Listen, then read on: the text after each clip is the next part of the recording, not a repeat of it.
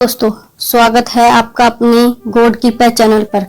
आज हम बात करेंगे एक अत्यंत महत्वपूर्ण व्रत की, पशुपति व्रत की।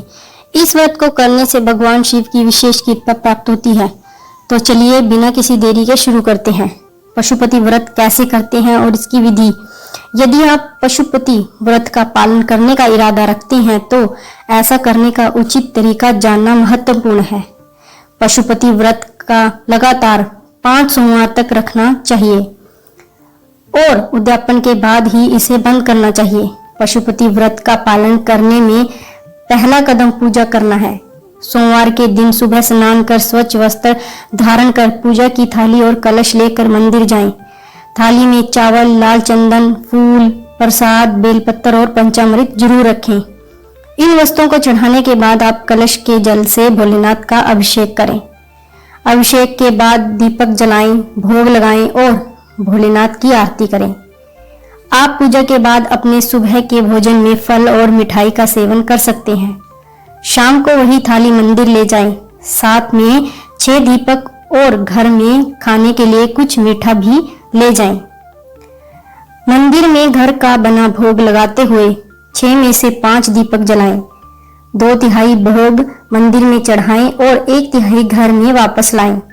पूजा करते समय भोलेनाथ से अपनी मनोकामना व्यक्त करें और उनका आशीर्वाद मांगें। घर में प्रवेश करने से पहले दरवाजे पर वो 6ठा दीपक जलाएं और भोलेनाथ का स्मरण करें। इसके बाद ही घर में प्रवेश करना चाहिए। अब जानते हैं पशुपति व्रत की कथा। एक बार जब शिव एक हिरण के रूप में ध्यान कर रहे थे, तब राक्षसों और देवताओं के संघर्ष के कारण तीनों लोकों में अराजकता फैल गई। देवताओं ने महसूस किया कि केवल शिव ही समस्या का समाधान कर सकते हैं और उन्हें उनके ध्यान से जगाने गए। हालांकि देवताओं को पास आता देख शिव ने नदी में छलांग लगा दी, जिससे उनके एक सींग के 4 टुकड़े हो गए।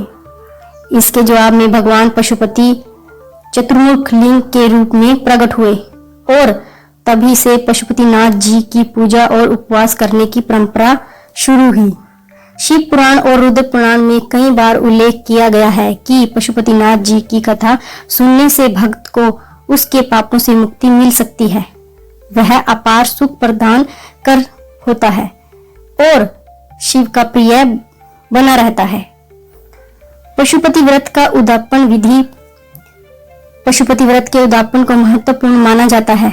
इस व्रत में भाग लेने के लिए व्यक्ति को 5 सोमवार का व्रत अवश्य करना चाहिए। 6ठे सोमवार की शाम को मंदिर में भोलेनाथ को विभिन्न वस्तुएं जैसे चावल, मखाना, मूंग और बिल्वपत्र को 108 की मात्रा में चढ़ाना चाहिए। साथ ही प्रसाद के रूप में नारियल और दक्षिणा अवश्य अर्पित करें। अतः अंत में भोलेनाथ से अपनी इच्छा दोहराएं, क्योंकि भगवान सच्चे मन से सच्ची पूजा को स्वीकार करते हैं। फिर पशुपति व्रत का महत्व भक्तों के मन और शरीर को शुद्ध करने और उन्हें आध्यात्मिक विकास प्राप्त करने में मदद करने की क्षमता में निहित है। यह एक ऐसा समय है जब लोग अपने जीवन पर चिंतन कर सकते हैं और अपने व्यवहार और आदतों में सकारात्मक बदलाव ला सकते हैं। पशुपति व्रत के फायदे। पशुपति व्रत एक ऐसा व्रत माना जाता है कि इससे साधक को विभिन्न लाभ मिलते हैं। पशुपति व्रत से जुड़े कुछ लाभ ये हैं। सबसे पहला है आध्यात्मिक विकास। माना जाता है कि पशुपति व्रत अभ्यासी को भगवान शिव से जुड़ने में मदद करता है। इस व्रत को करने से व्यक्ति अपनी आध्यात्मिक वृद्धि को बढ़ा सकता है और आंतरिक शांति प्राप्त कर सकता है। दूसरा है भगवान शिव से आशीर्वाद। पशुपति व्रत करने से व्यक्ति भगवान शिव से आशीर्वाद प्राप्त कर सकता है।